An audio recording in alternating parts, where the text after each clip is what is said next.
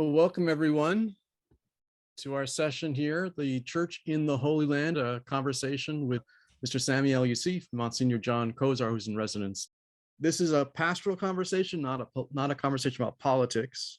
So we ask you, as always, to be polite and respectful, remain muted during the session, and then to post questions as they come to mind in the chat. And then later in the session, we will review those questions, and Rob Fallon has graciously agreed to connect thoughts that people have placed in the chat and ask additional questions and follow up, etc. And then that last line there, if you can copy it and paste it right now, that meeting survey, copy it and paste it right now. That meeting survey, copy it and paste it right now, right? How many times can I say it? So that you have it, and it's on our website, and it's easily found on the website. But we'd really love to hear what people think and their thoughts about the program this past year, etc. So let me turn things over. On behalf of our committee, I want to welcome you to St. Jude Parish Speaker Series. Since February of 2021, when our series was inaugurated, we have focused on a wide variety of cultural and intellectual issues of our time. Speakers chosen for our series have been passionate about their topics and committed to knowing and uncovering the beauty of truth, which is the Catholic intellectual tradition. I'm very happy to report to all of you that the success of the speaker series has gone far beyond what we ever imagined for our program in this first year. So I want to thank our committee chairperson, each member of the committee for their untiring and joy-filled work on behalf of St. Jude Parish. Particularly grateful to Rob Fallon and Andy Parker for their special part in this evening's presentation. In the name of our committee, though, I want to thank everybody who is joining us tonight. Thank you and welcome for being with us. In a moment, our speakers will be introduced, but I personally want to take one more moment to thank them, but in a very particular way, to thank my friend, my brother priest, one of my housemates, Monsignor John Kozar, for agreeing to lead us tonight and for arranging the evening ahead. Monsignor has lived with Father John Sweeney and I for 14 months. We've learned so much from him on numerous topics. He has been a wonderful companion and confidant for me. I know you will enjoy him and the evening subject. So now I will invite us for a moment of prayer. In the name of the Father, and of the Son, and of the Holy Spirit. Amen. Let us pray. Lord, in this penitential season, a season of joy, you turn our hearts to reconciliation and peace. This evening, we will center on the Church in the Holy Land, how it reaches out to all Catholics and all Christians, Muslims, Jews, to all, in sharing the good news of Jesus Christ, that God's love encompasses everyone. Bless our evening. Bless the Holy Land with peace, Ukraine and Russia with peace, and our world with peace.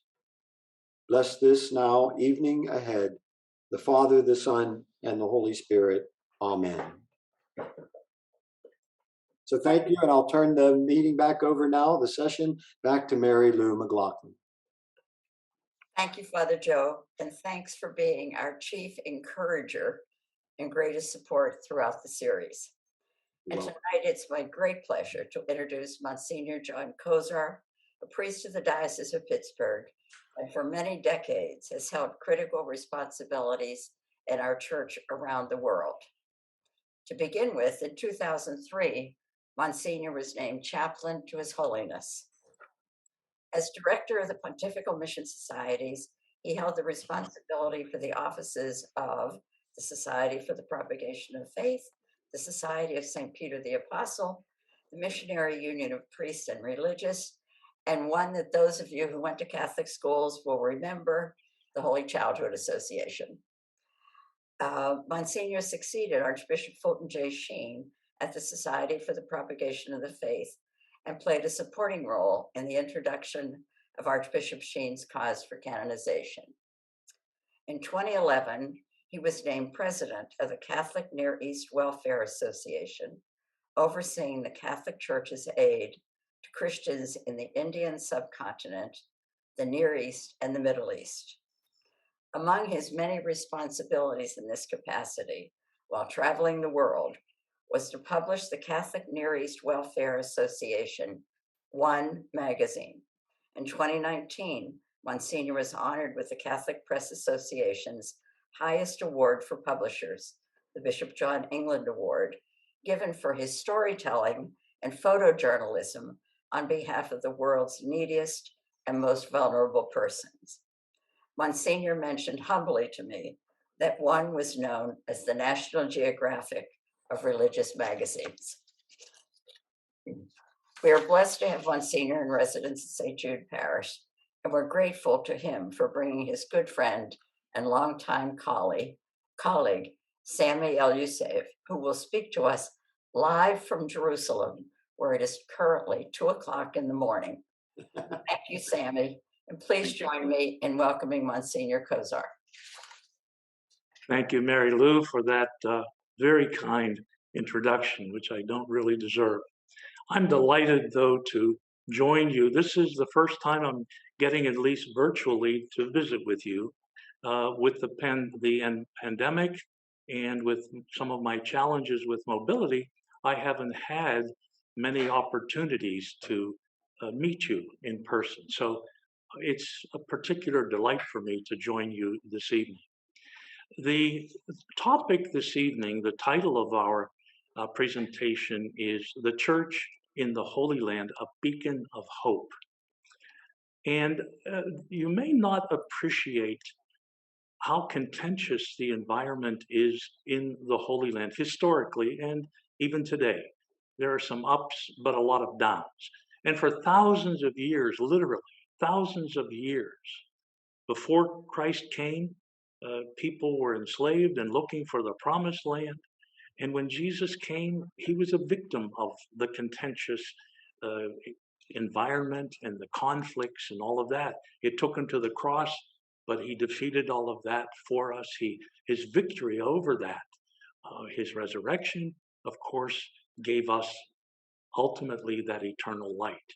And just as we in our Lenten journey are trying to come out of our forms of wilderness and darkness by following Christ in the church and cooperating with them and working together, the church in the Middle East gives us a powerful example of how the church, which is Christ himself, how the church reaches out to people with a very simple but profound message in the works that we do, in our presence, in being Christ present to others, even sometimes where we cannot use his name. But the message is God loves you. He loves every one of you. And that's the message we want to share with you.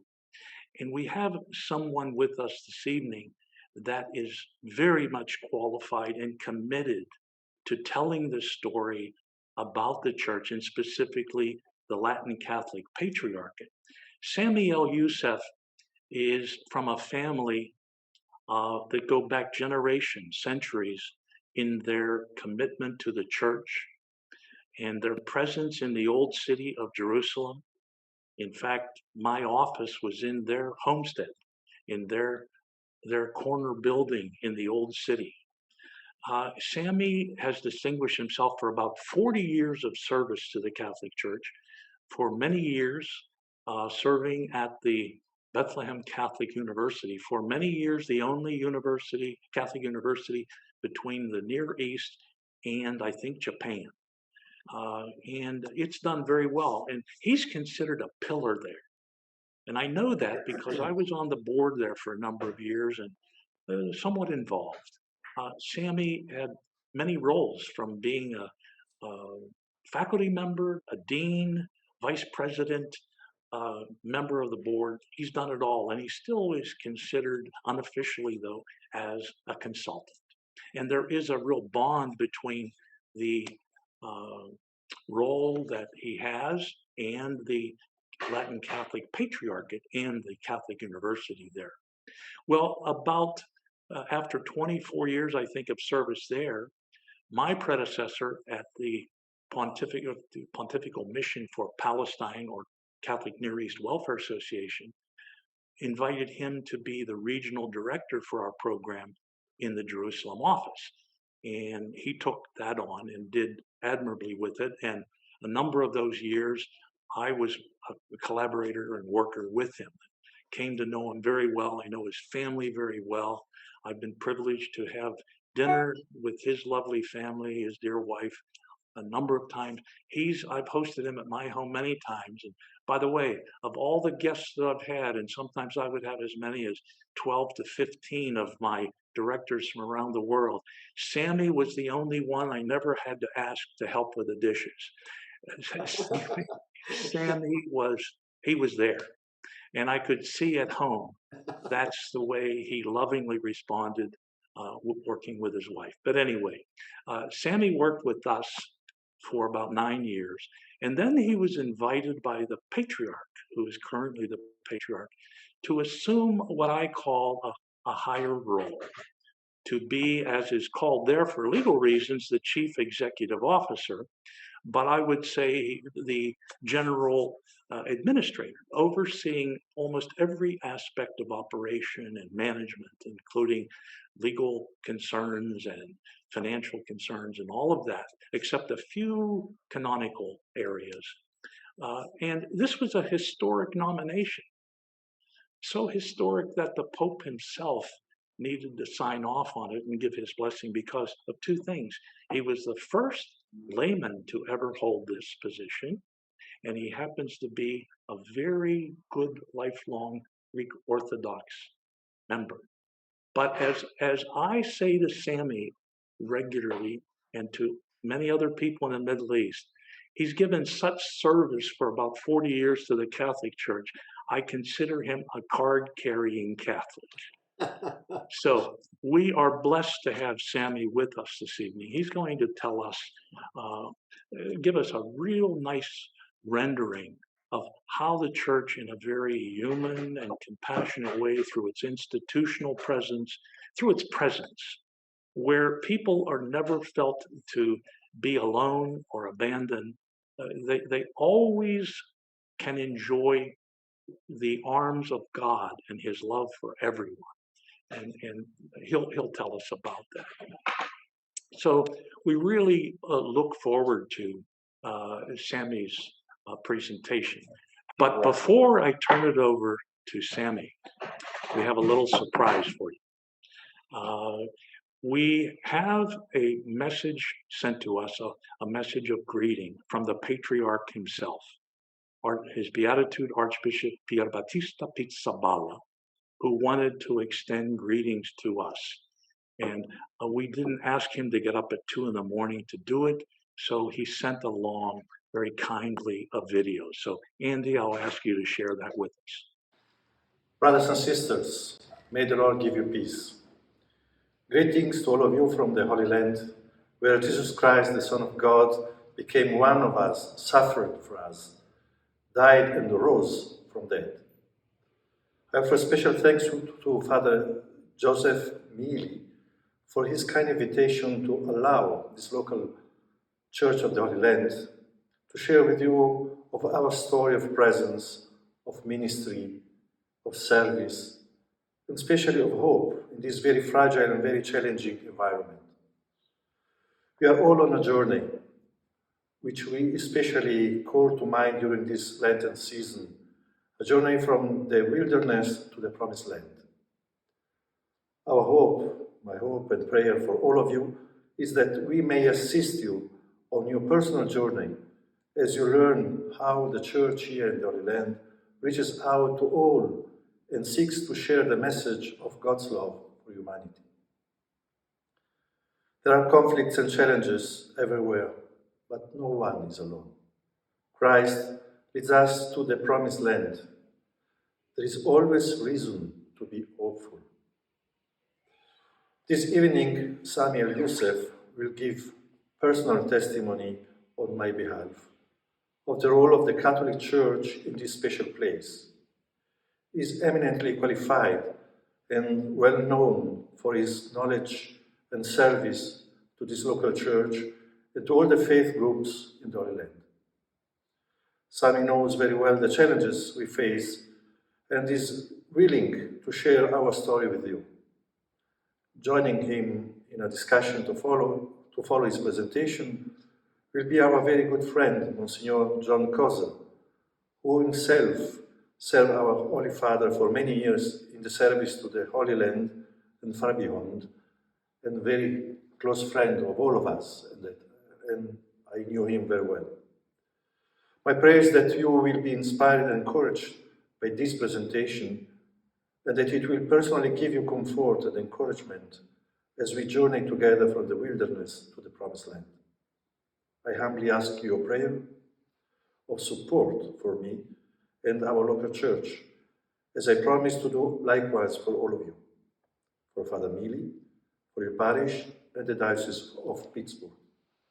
By the way, when things become a bit more tranquil, I invite you to consider coming to the Holy Land on pilgrimage to walk in the footsteps of Jesus. Enjoy a blessed land, an inspiring Holy Week, and a glorious Easter. May the Lord bless all of you. Thank you. Now I'm going to turn it over to Sami El Yousef. Sami. Thank you very much, Monsignor. This is one of the most wonderful introductions I've had in my lifetime. I truly appreciate your kindness. I have prepared a PowerPoint presentation, and I will share it with you and try to zip through with it. That keeps me in control of not going on tangents, in a sense. So I will share the PowerPoint presentation and go through it. I hope you can see it now. Yes. Okay, wonderful. So, a little more of an introduction, if you allow me. And I think the personal introduction, Monsignor Kozar did a wonderful job with that. But just on a more personal note, I think it's important for me when I introduce myself to various audiences, basically to also mention just a little bit about the background of my own family, in a sense, and being raised in the old city of Jerusalem, born and raised in the old city of Jerusalem. I just look back a few generations, in a sense, of that history. And when my grandfather was born, basically he was born in the late 1800s, basically during the Ottoman Empire, the long 400-year rule in Jerusalem. And his birth certificate basically reflects that era. Then when my father was born, and that's now 1921, and that's British Mandate Palestine, again in the same neighborhood. When I was born, Jerusalem was part of the Hashemite Kingdom of Jordan. That's 1960. And when my children started to be born in the 1980s, it was the state of Israel. So we're talking about only four generations in my family history, all of us born in the same city, in the same neighborhood, the Christian quarter of the old city, and yet none of us holds a birth certificate from the same governing authority. And that in itself, I think, says volumes of our Holy Land. And basically what it says that the only constant in our lives really has been the church, and the church institutions, the institutions of the church that serve in the Holy Land. So you're talking about in education, in healthcare, and in social services, and so on.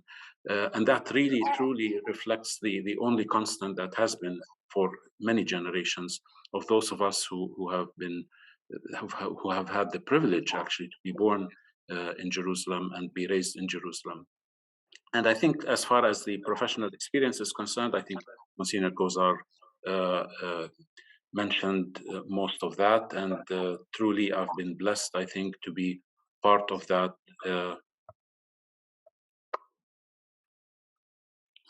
Okay, additional introductions. I think the Christian presence in the Holy Land is quite diverse. You have 13 heads of churches. Anything you can think of, we have it in Jerusalem. Uh, in addition to 125 only Catholic religious congregations that have a presence in Jerusalem in particular. And that really says volumes again about the interest that the whole world, the whole Christian world, the whole Catholic world, in a sense, places on Jerusalem. And again, the institutions of the church, we're talking about hundreds, and I'll mention some of that a bit later on, of institutions that provide quality services in various sectors that are truly the backbone of the Christian presence in the Holy Land. I mean, the church, of course, is the central part, but then the backbone really are these institutions that provide the services. And pictured here in one of the various field visits of Monsignor Kozar is with the Greek Orthodox Patriarch of Jerusalem, Theophilus, who also we have maintained wonderful relations throughout. A little bit about the history, certainly very quickly. 1099, the Latin Patriarchal Diocese was established in the Holy Land. In 1342, the Franciscan friars were granted the status of the custodians of the holy sites in the Holy Land. And after a long period, in 1847, Pope Pius IX re-established the Latin Patriarchate as we know it today. Basically, in addition, of course, to the 30 men's religious orders and 73 women's religious orders, including 20 institutes of consecrated life that serve in the Holy Land. As far as, again, the depth of the history, the first Catholic school was established in Bethlehem in the year 1518. So you're really talking about the depth of the history and the Catholic presence in the Holy Land. The major expansion of this presence actually took place in the second half of the 19th century. Again, the Ottoman Empire basically was not very interested in developmental issues in the Holy Land, and thus, the church felt that it was basically its responsibility to develop the educational sector for the people in the area. And again, the main sectors are education, health, and social services. Just a little briefing about the Latin Patriarchate, which in reality is the Catholic Diocese of the Holy Land. It does serve in 4 countries: Jordan, Palestine, Israel, and Cyprus. And it's organized under 6 vicariates: Israel, Jordan, Jerusalem and Palestine as one, Cyprus, and then more recently developed the Vicariate for Migrants and Asylum Seekers, and the Vicariate for the Hebrew-speaking Catholics, basically, so that you can reach to all the faithful in their own languages. There are 88 priests serving 55 parishes, 12 in Palestine, 6 in Israel, 33 in Jordan. We run the largest network of Catholic schools in our neighborhood in the Holy Land, with 44 schools, in addition to 35 kindergartens serving 19,000 students.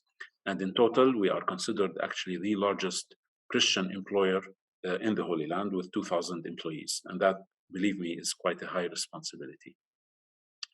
The diocese serves as well the 105 Catholic religious dioceses in providing all kinds of various services that are needed to them in terms of legal services, financial services, visa services, and so on and so forth. And the Patriarchate has been involved in addition to the faith formation, basically, in a number of developmental projects. Like, for example, in recent years, 5 housing projects were built for young Christian families, providing 300 housing units. In addition, there are a number of service centers that we operate, targeting elderly, disadvantaged children, orphans, and so on and so forth, both here in Israel, Palestine, and in Jordan. And the Latin Patriarchate operates the Latin Patriarchate Seminary in Beit Jala, which is adjacent to Bethlehem, and that is the main source of the formation of priests throughout the diocese. Just in terms of demographics, to give you a sense really of how big or small we are. Palestine, 5 million is the total population. The Christian population is about 46,000, half of it roughly are Catholics. That represents under 1% of the population. In Israel, roughly 9 million is the current population, about 160,000 Christians, half of them Catholics. Again, the Christian population about 1.8%. In Jordan, 8,169,000 Christians, about a third basically Catholics, 2.2%. Cyprus, 1.17 million. Most of them are Christian, but the Catholics is in the minority. That's mostly an Orthodox country, 94% Christians. However, if you look at the trends, that's where it becomes a little bit sort of depressing, if you will. Jerusalem in 1948, 36% Christian. Today, 1%. Bethlehem of 1948 was 84% Christian, and today is 18%. And yet, I think that doesn't really scare us a lot. It's an issue, certainly, with the decline in the presence, but it doesn't scare us because I think our contribution is clear, and our contribution is through the institutions that we operate. And I'll talk a little bit about that, but it is an issue. The institutional presence that I always like to call as the backbone of that Christian presence in the Holy Land, in Israel, this is purely in Israel, 47 Christian schools serving 33,000 students in total, 40 kindergartens, 4 major hospitals, 4 institutions for special needs, 15 youth and community centers, and 32 scout troops. And we do place a lot of emphasis on the scout troops, basically. And pictured here is Monsignor Kozar and yours truly in the background with a visit to St. Louis Hospital, which is one of the most wonderful operations in the city of Jerusalem that caters to patients who are terminally ill, mostly cancer cases. And the beauty of the place basically is when you go and visit and you see that people who are fighting on the streets on a daily basis are living next to each other of the various faith traditions. You'd see a Muslim and a Jew in one room, basically, and a Christian and a Muslim in the second room, and so on and so forth.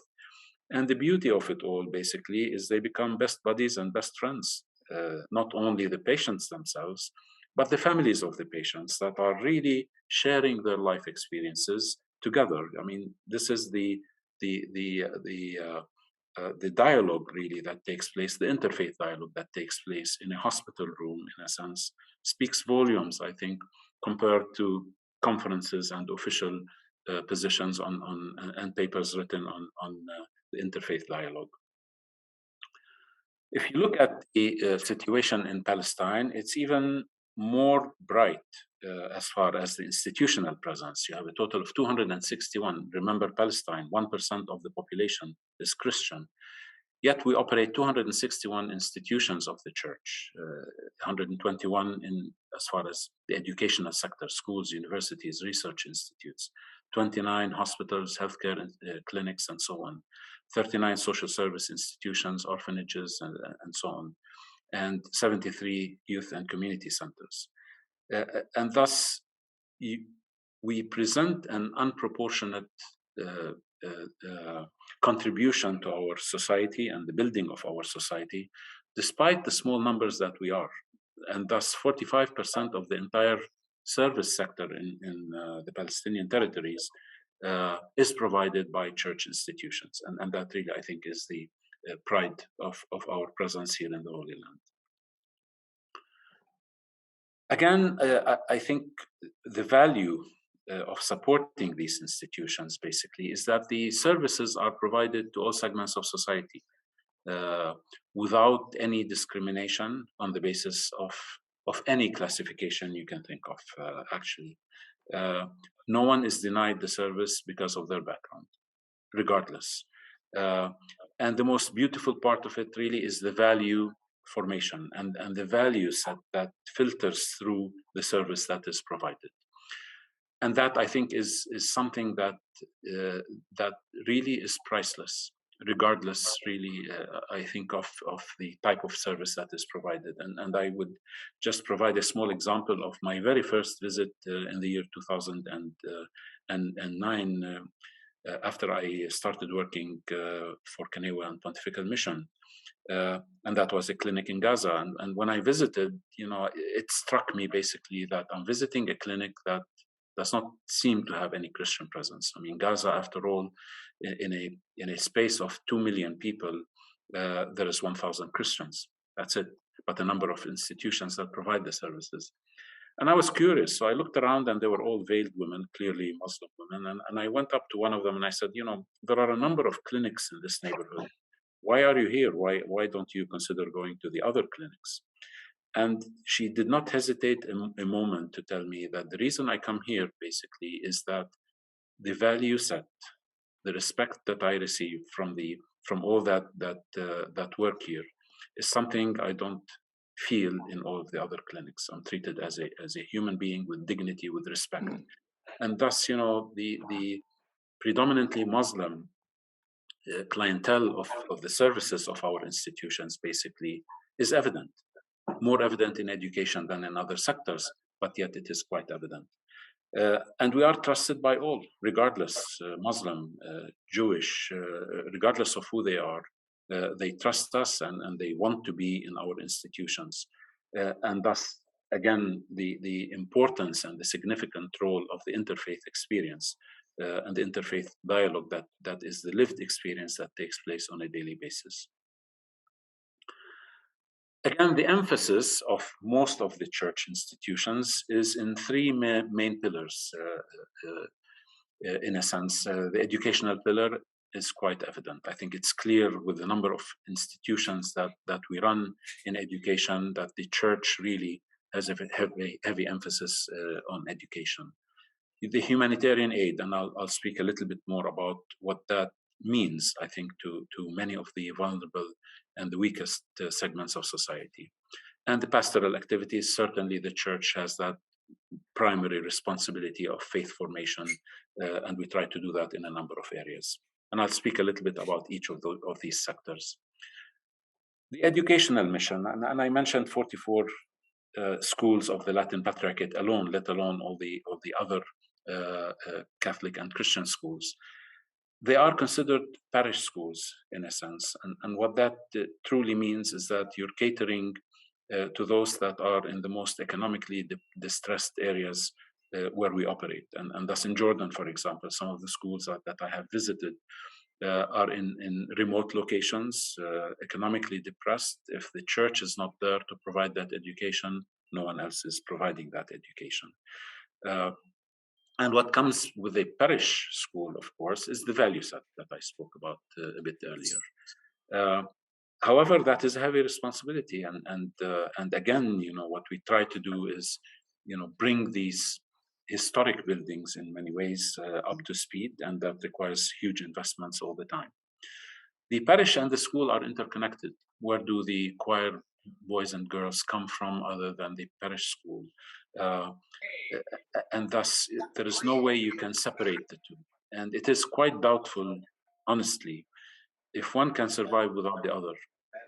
And, you know, recently, when we were facing severe financial difficulties, I think one of the considerations was that maybe we can close down one or two of the schools that we operate for financial reasons. And when word went out, actually, that we are considering closing one particular school that is in the location of Ain Arik, local Palestine, it was the parents of the Muslim students who pleaded with His Beatitude not to close the school. And their message was very simple.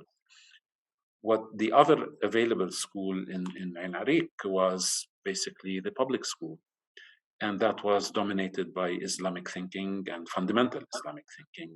And the parents who were accustomed to the value set of a Catholic school, in a sense, pleaded that where will we send our children? Who will we entrust our children with, basically, if you close down your school? And that was a turning point for His Beatitude. It truly was a message that we're not here only to serve our Christian population, which is in the minority. We're truly here to make an impact through a value system, I think, for the whole society at large. And this is just statistics and figures. Maybe you're not, you will not go in great detail, but I think, again, the contribution is incredible. 56,500 students attend our schools.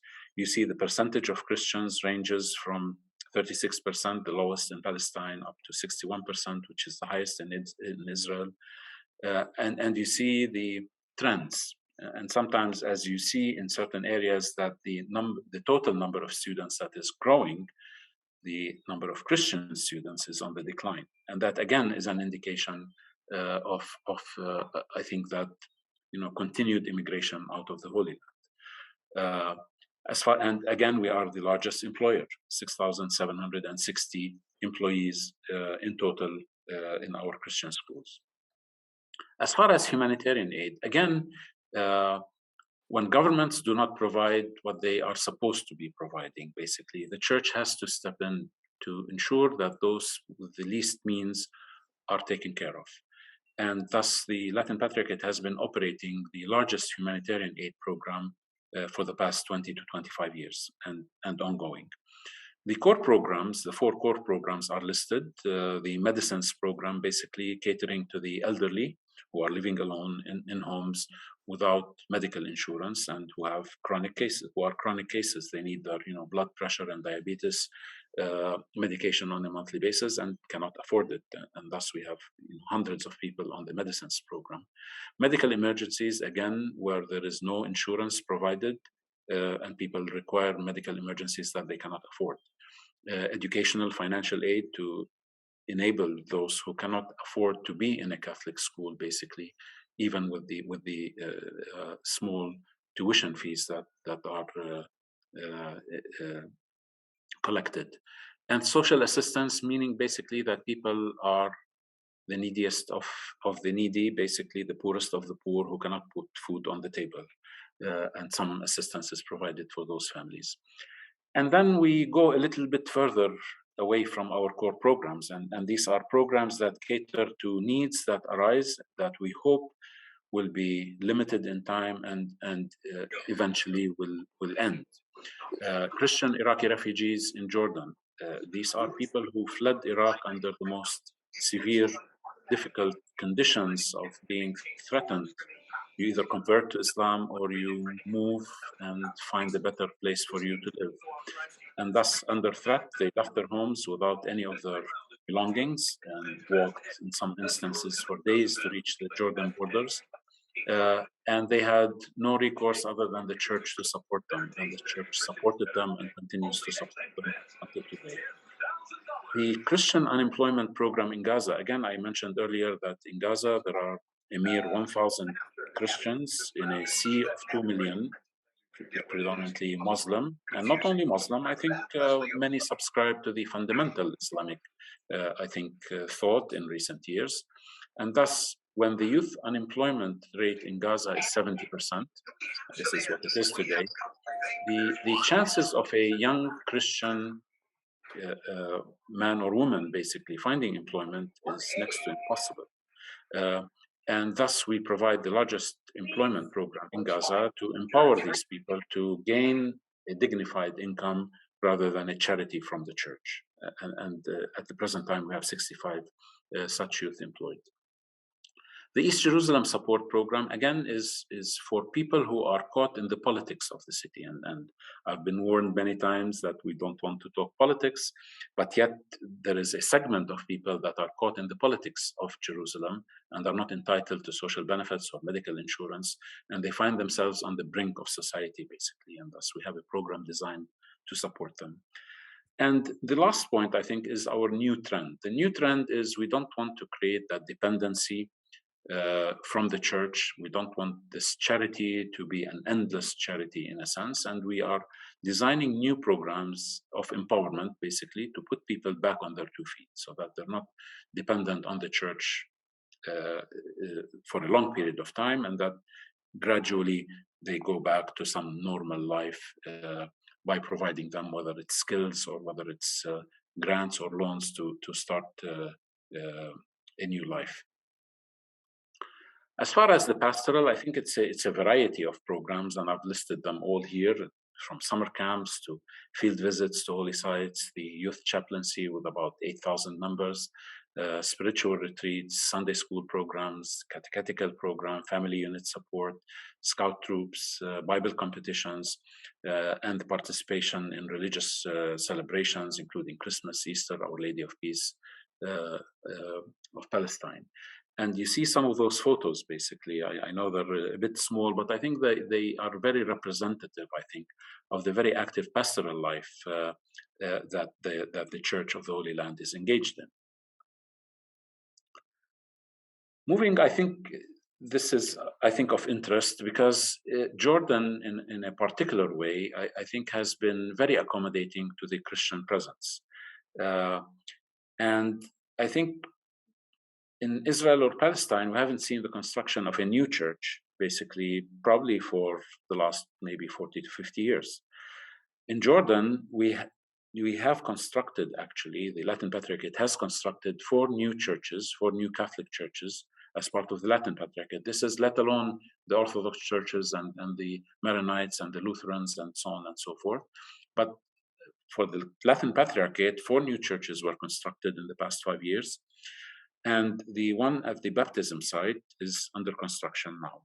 And that, I think, is a big statement in terms of not only that Jordan is open to the Christian minority, in a sense, but it is open to the Christians of the neighboring countries, Iraqis, Syrians, and so on and so forth, and to the and attentive to the internal shift, I think, the internal demographic shift away from the major cities into the smaller, I think, neighborhoods that are springing up. So the church is not only there, but it's only growing in directions, basically, to ensure that the faithful are embraced wherever they are.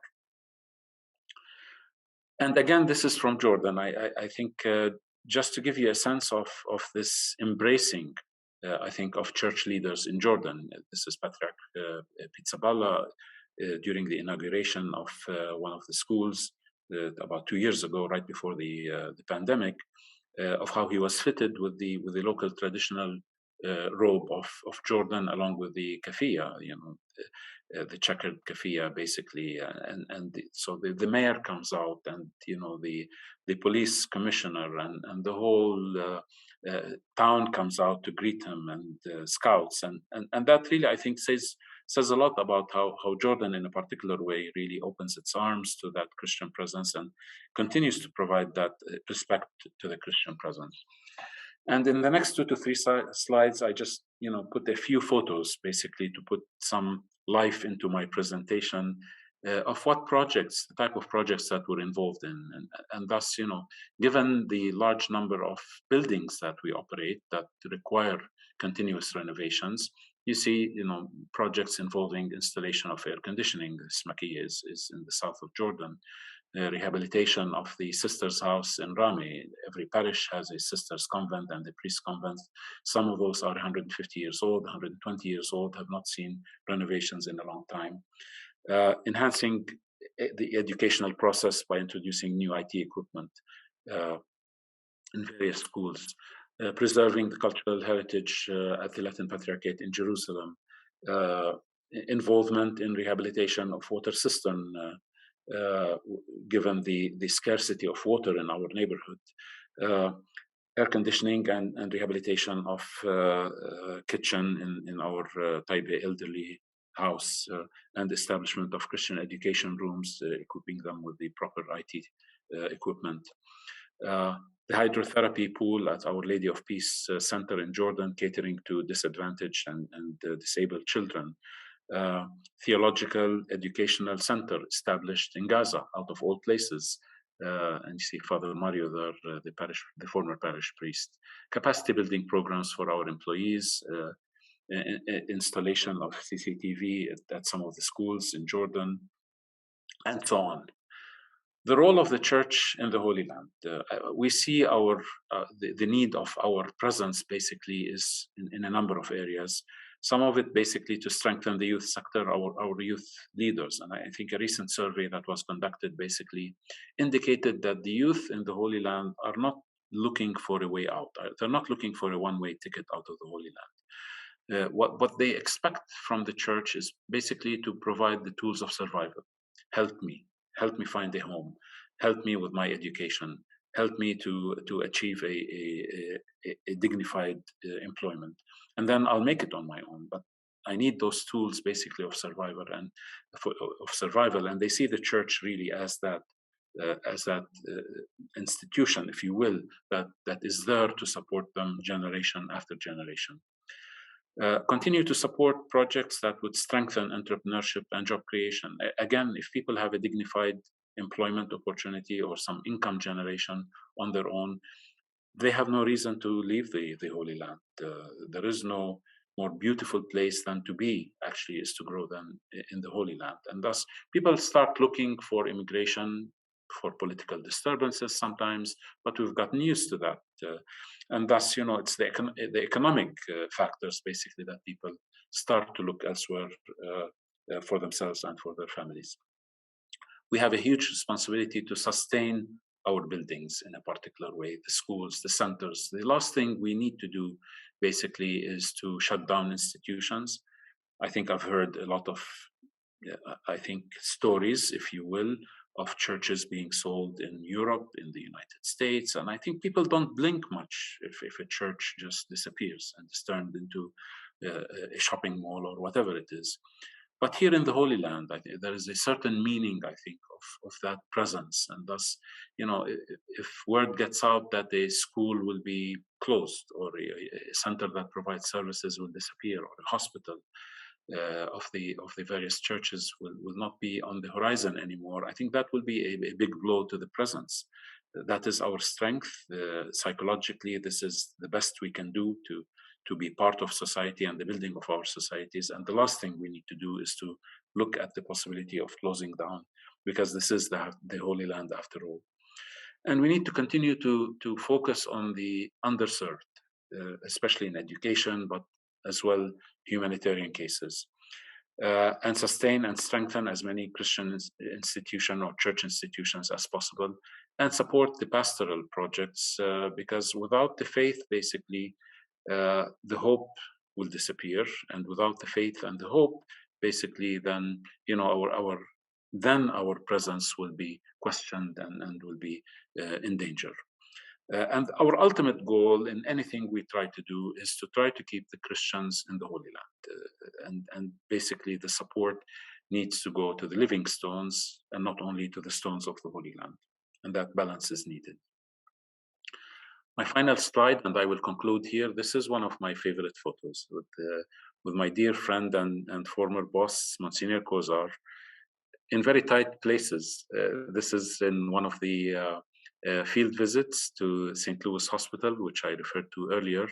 And we went up all the way to the roof to inspect some works on the roof. And I took that photo with my phone, basically, with Monsignor Kozar going down that tight stairwell from the panoramic view overlooking the old city of Jerusalem. And that's not very far from where I live, actually, or where our offices are. So I will take this opportunity to say thank you very much for listening to me, and thank you very much to Monsignor Kozar, who I would consider the best boss I've ever had. And I hope that I captured, I think, the spirit of the Christian presence in the Holy Land in a nice way. So it is a journey of hope and faith for all of us, which we hope will continue into the next few generations. Thank you very much, and I will stop here and turn it over back to Monsignor Kozar.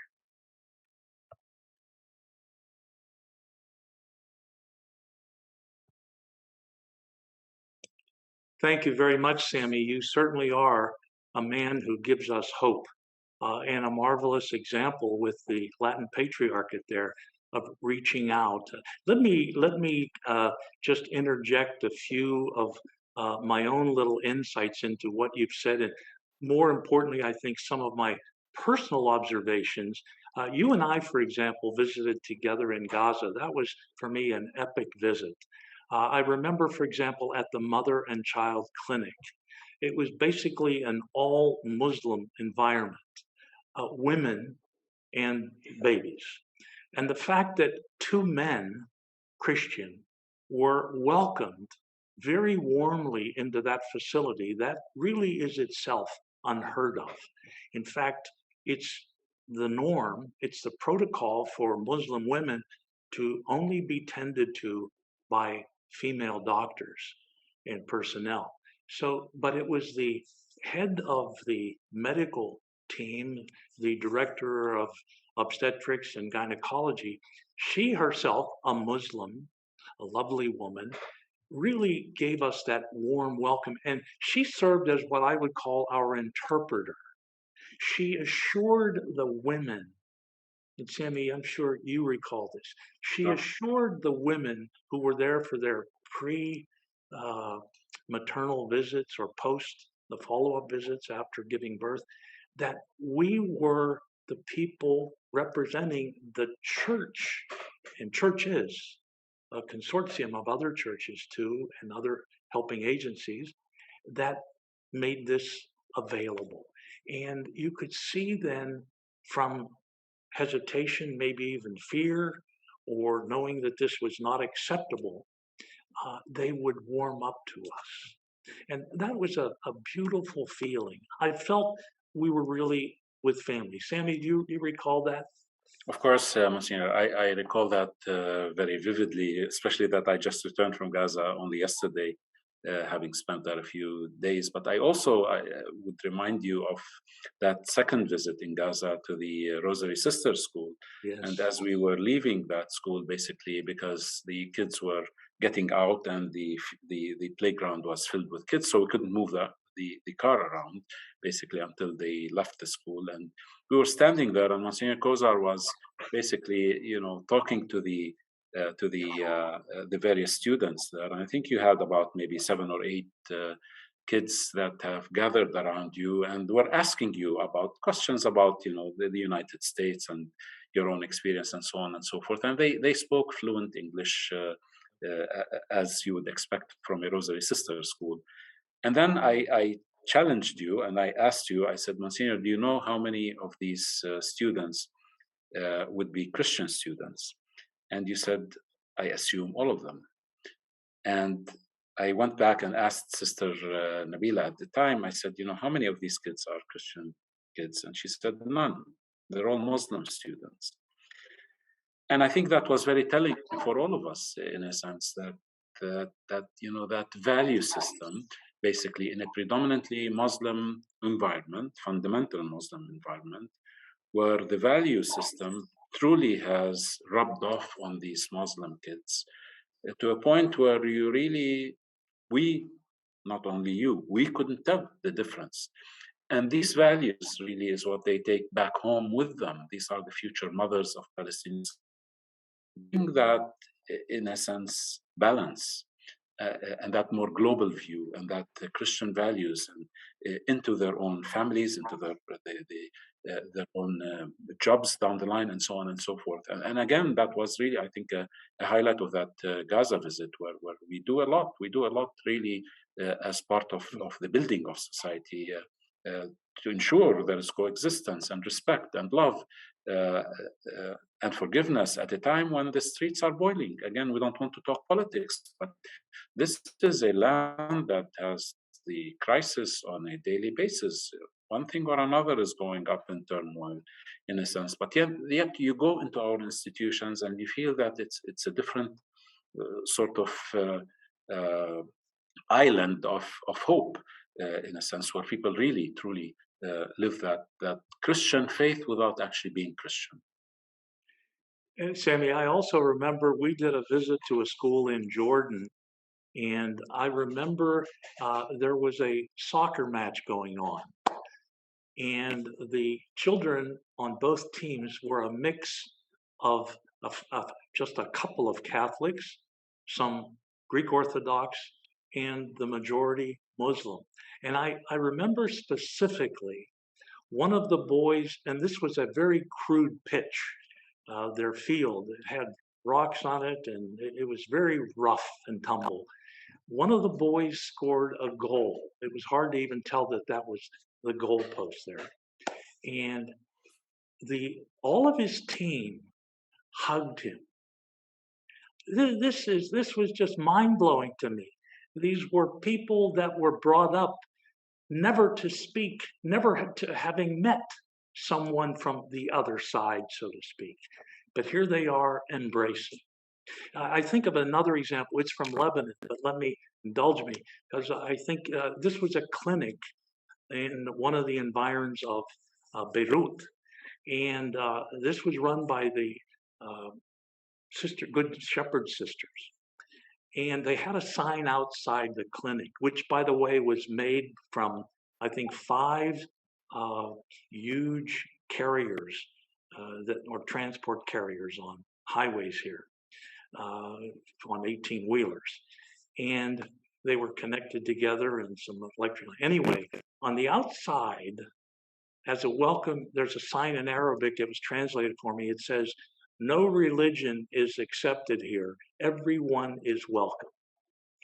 And that was truly the spirit. Now, when I'm in there visiting, and the nun that ran this, she was like a referee, because there were people that were Syrian refugees, Iraqi refugees, refugees from Egypt, and they would come almost this close to fisticuffs, and sister would always restore the order. Well, this particular visit, a gentleman was brought up to me, and the sisters didn't realize it. They knew that he was a big shot. It happens that he was the regional commander for Hezbollah, which our government and many others consider a terrorist organization. And he insisted on taking me, along with my director, who was terrified at this thought. He wanted to take us up so that I could meet his council. And so we got in his vehicle and he drove us up, surrounded by his council. And you know what they wanted to do? They wanted me. They knew that I worked with the Pope, and we offered support here. They wanted me to thank the Pope for sending these sisters. So you see, even in what otherwise might be a hostile environment, as Sami alluded to earlier, they appreciate what it is. It's not just what we give to them, education or healthcare, it's how we give it in a loving way. And nuns. Sami, speaking of which, in your jurisdictional area there, with the Latin Patriarchate, the reality of the decline of religious sisters, how they really are the face of Christ. They're the front line of the church, and there's a serious challenge now. Sami, would you just talk about that? Absolutely, Monsignor, and this, I think, is quite a concern. I think the religious orders, and I always speak very proudly of the number of the religious orders that are available and are here in the Holy Land. Yet when you dissect, if you will, that presence, a lot of these, there are no new vocations in a number of these religious congregations. I think very few are attracting new sisters, and the older sisters are quite old, basically. And what you see is, due to the lack of new vocations, basically, that the numbers are shrinking, and their ability actually to run these institutions. And I must admit, I'm a layperson, I'm a proud layperson, but we cannot substitute. The lay people cannot substitute, I think, the presence of the religious in any institution. And if we try to substitute, we have to be well trained to be able to do that. That's the other catch of it, in a sense. And thus, in a number of these institutions, you don't have sufficient sisters, in a sense, to operate these institutions, whether it's a school, a hospital, or a clinic. And thus, I think part of our responsibility is to ensure that the next leadership is trained to be able to, ensure that the charisma of the institution continues. And sometimes we lean on each other. There are 2 schools that were administered and operated by the Sisters of Nazareth, one in Haifa in the Galilee in northern Israel, and one in Shafa'amr. And the 4 remaining sisters that were administering these 2 schools became just too old. 75, 80, and could no longer really handle the administration of these schools. So they leaned actually on the Latin Patriarchate, and they said, would the Latin Patriarchate consider incorporating these two schools into the Latin Patriarchate network? And thus we were able to do that. We have the capacity in education, we have the resources, the experience, and we were able to incorporate those two as part of the Latin Patriarchate network. So now we can do it, but add 10 more schools to our network. Is it possible? I doubt it today. You need a major expansion in your structures to be able to do that. And thus, at the present time, we tend to lean on each other to continue the service. So that's one part of that worries us a little bit as we look into the future. The second part, I think, is more controlled. More controlled in a sense that each of these institutions must strategically look at how we can develop the next leadership, and it will not necessarily be a religious leadership, but the lay leadership that assumes these positions of responsibility should be trained. That you cannot just bring and I know you mentioned my title as CEO, the Chief Executive Officer, big deal, of the Latin Patriarchate in a sense, and that corporate title was used for canonical reasons, as you said, because according to canon law, the general administrator should be a priest. When you bring in a layperson, you cannot appoint them as general administrator. So his beatitude had to find a way around titles, basically, to ensure that I am installed as the first layperson in that position. However, I came with a not that I want to talk about myself honestly, but I came with a long history and tradition of serving in Catholic institutions, and that, in my experience, didn't come from IBM or Coca-Cola in a sense as chief executive officer, and then you take me and with my wonderful experience and you place me in a church institution and expect that I will perform well. I would have flunked royally if I didn't have that preparation of working at the Catholic University for 24 years, at the Pontifical Mission Kenewa in developmental and humanitarian. So my experience was built, and that training took a long time actually to reach a position where I could assume that position in a sense and serve the church in the Holy Land. So we have to, I think, give more attention to preparing the next generation, because these Catholic congregations will not continue on the same trend, I think, that we have seen it in the past.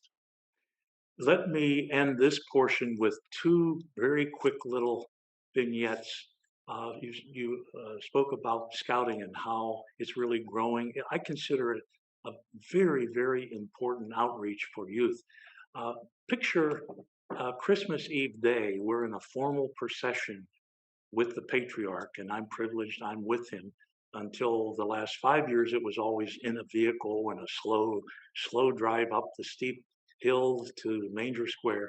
And then of late, we shifted to walking. But anyway, the scouts, this was their big day, Christmas Eve day, proud to march, proud to wear their uniforms. They used to be really ragtag. We've been able to upgrade that, and Father Joe will appreciate to see them proudly playing their bagpipes. And it just this was their day, and a festive celebration of Christmas. Now, Muslims also in Bethlehem would gather, and especially you would see mothers with little holding babies, and they would be dressed in a Christmas fashion, maybe a Santa Claus hat or something. They would be even accepting a blessing. Well, the neatest blessing, and this will close this portion, and we'll go into your questions.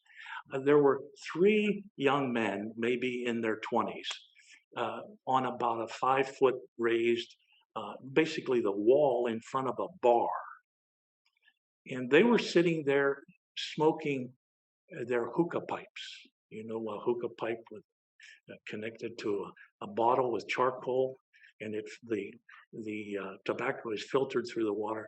Well, they were smoking their hookah pipes, and my eyes struck one of them, and he looked at me, and he went like this: "Will you give us a blessing?" So I gave them a blessing, and they took the hookah pipe itself and blessed themselves. That to me was a wonderful opportunity to bless. Well, with that, Sami, this was great to have a chance to dialogue with you. Sure. Let's turn it over to Rob now. We have some questions. We'll have to watch. I'll let Rob determine and Mary Lou when we have to cut it. Maybe 10 or 15 minutes to we'll try to keep the responses short. Okay, Rob, if you would. I'm happy to lead off this discussion, and primarily, first of all, with a thank you.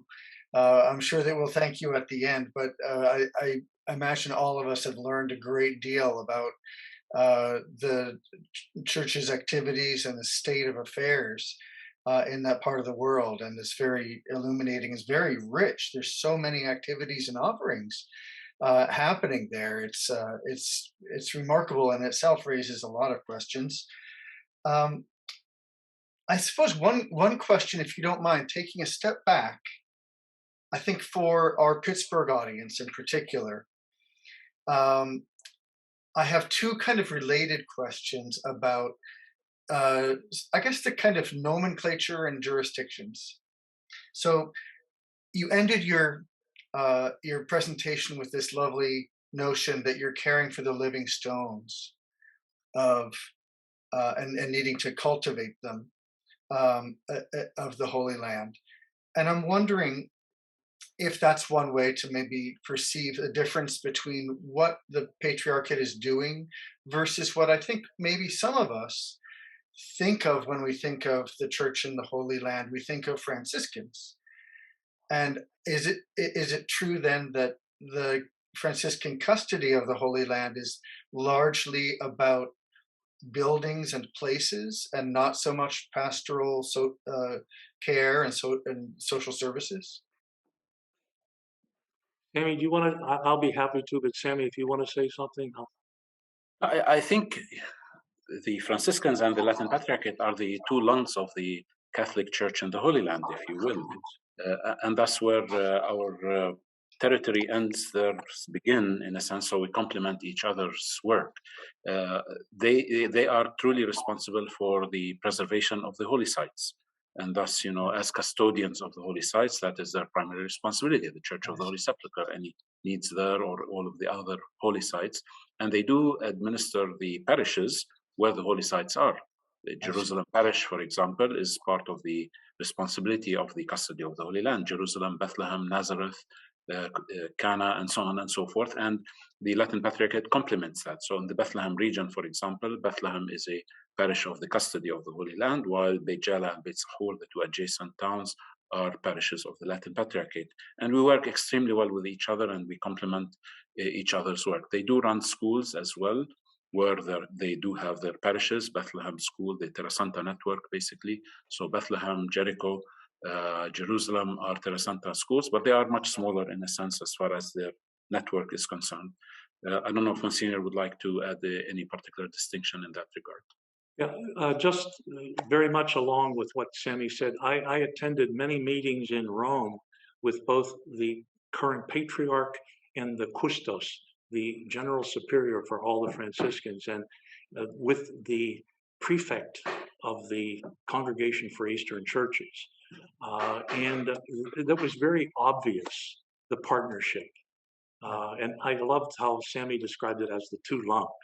And Franciscans, in a particular way, are very effective with youth. And that's a component that is critically important, as Sami has alluded to. So, okay, well, thank you. And then the other part of that question about sort of jurisdiction, again, for us Pittsburghers, I think a lot of us would need to go to the dictionary to figure out what a patriarchate is. And you suggested earlier, I believe, Monsignor, that it's essentially a diocese or maybe a federation of dioceses. I understand that the patriarch himself is also referred to as an archbishop. Is the Latin Patriarchate then the exact same thing as what something I think exists called the Catholic Diocese of the Holy Land? And if not, what's the difference? Sami, if you'll allow me, let me give a bigger picture for that. First of all, patriarchs, that's a tradition with Eastern Rite churches, Greek Catholic, Byzantine Rite, and so forth. The title for the Bishop of Jerusalem, Latin Bishop of Jerusalem, it's an honorific title, which makes complete sense. The home place of Jesus, but it's an honorific. It's reserved for Eastern Rite churches. They're really the prominent church in the broad Middle East. It doesn't mean that they're the most effective in this Holy Land. No, I'd have to say the Latin Church through the Patriarchate is the prominent, really dynamic outreach of Christ in the church. But it's an honorific title. It doesn't mean that they're in competition. They have their own proper, they have patriarchs, and then they're Orthodox patriarchs, but they're of the Eastern tradition.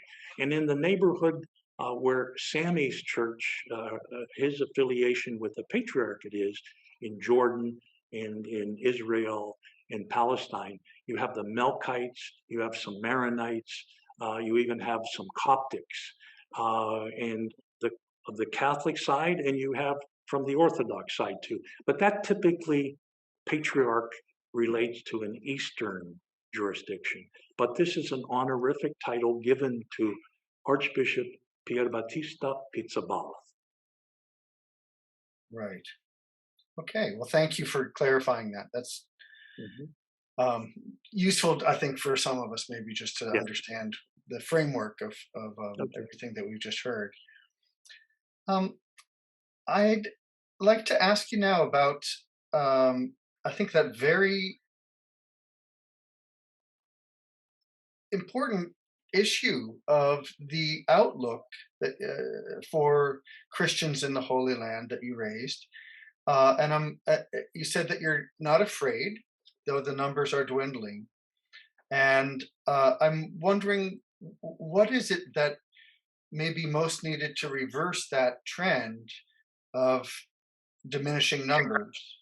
And I think maybe another way to ask the question slightly differently is helping the community in which you serve the same as helping the Catholic or Christian church?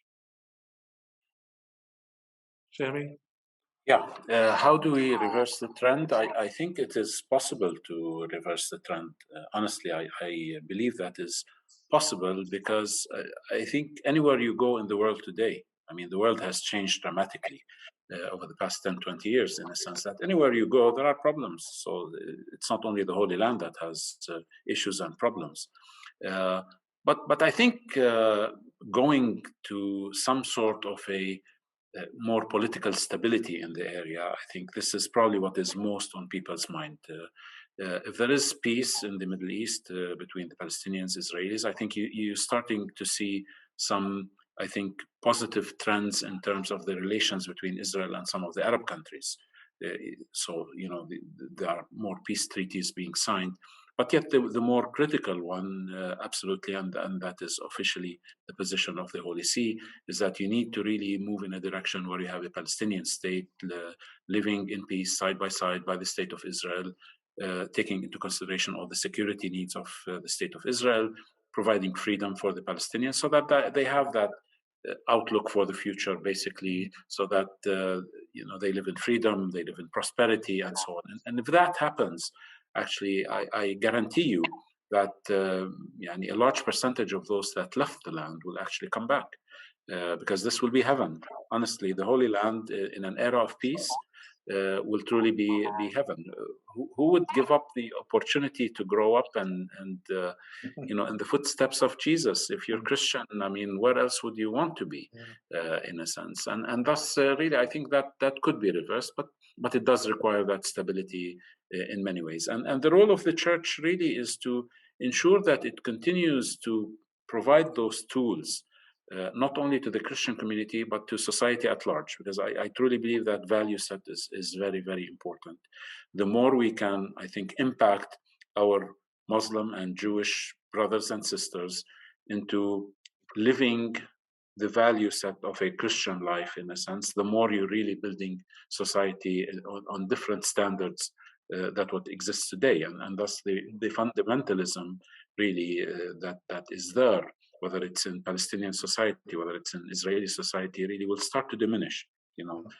Once you go in a direction of political stability. That's all very interesting. Wow. Thank you. And more specifically, taking these values that you just referred to into some specific areas, I'd like to uh, introduce one other question here. I'm glad it was raised in the chat because I was thinking the same thing. Some of the most interesting points that I heard from you were those times when you say, for example, in playing, I guess it was soccer, or in the hospital, where people of different faiths and backgrounds get to know each other. I've heard that happens in music making at times. Daniel Barenboim's famous East-West Divan Orchestra. I've heard that recently it's happening in food shows. But the question here reads that